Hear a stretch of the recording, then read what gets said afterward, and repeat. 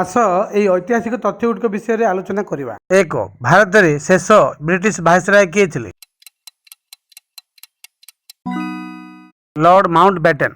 2. ଭାରତର ସ୍ୱାଧୀନତା ପୂର୍ବରୁ ଅଟଲିଙ୍କ ଘୋଷଣା କ'ଣ ଥିଲା? ଭାରତ ସ୍ୱାଧୀନ ହେବା ପୂର୍ବରୁ ବ୍ରିଟିଶ ପ୍ରଧାନମନ୍ତ୍ରୀ ଅଟଲି ଘୋଷଣା କରିଥିଲେ ଯେ 30 ଜୁନ୍ 1948 ସୁଦ୍ଧା ଭାରତକୁ ସ୍ୱାଧୀନ କରାଯିବ ଏବଂ ଲର୍ଡ ୱାଭେଲଙ୍କ ସ୍ଥାନରେ ଲର୍ଡ ମାଉଣ୍ଟ ବ୍ୟାଟେନ୍ଙ୍କୁ ନିୟୋଜିତ କରାଯିବ। 3. ଲର୍ଡ ମାଉଣ୍ଟ ବ୍ୟାଟେନ୍ଙ୍କ ଯୋଜନା କେବେ ପ୍ରଣୋଦିତ ହୋଇଥିଲା ଏବଂ ଏହି ଯୋଜନା କ'ଣ ଥିଲା?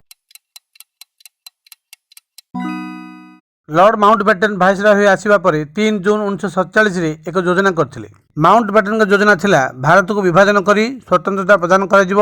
ଏଥିରେ ଭାରତ ଓ ପାକିସ୍ତାନ ଦୁଇ ଡୋମିନିଅନ୍ ସୃଷ୍ଟି କରିବା, ବଙ୍ଗ ଓ ପଞ୍ଜାବ ପ୍ରାନ୍ତକୁ ବିଭାଜନ କରି କାହାକୁ କେଉଁ ପ୍ରାନ୍ତରେ ସାମିଲ କରିବା ବା ସ୍ୱତନ୍ତ୍ର ରଖିବା ତାହା ସେହି ଦୁଇ ପ୍ରାନ୍ତୀୟ ପ୍ରଦେଶ ଉପରେ ନିର୍ଭରଶୀଳ। 4. ଭାରତ ସ୍ୱାଧୀନତା ଆଇନ କ'ଣ? ଭାରତକୁ ସ୍ୱାଧୀନତା ପ୍ରଦାନ କରିବା ପାଇଁ ଲର୍ଡ ମାଉଣ୍ଟ ବ୍ୟାଟେନ୍ 3 ଜୁନ୍ 1947ରେ ଯେଉଁ ଯୋଜନା କରିଥିଲେ ତାହା ବ୍ରିଟିଶ ପାର୍ଲାମେଣ୍ଟରେ ଆଲୋଚିତ ହୋଇଥିଲା, ଯାହାକି ଇଣ୍ଡିଆନ୍ ଇଣ୍ଡିପେଣ୍ଡେଣ୍ଟ ଆକ୍ଟ 1947 ରୂପେ ଗୃହୀତ ହୋଇଥିଲା।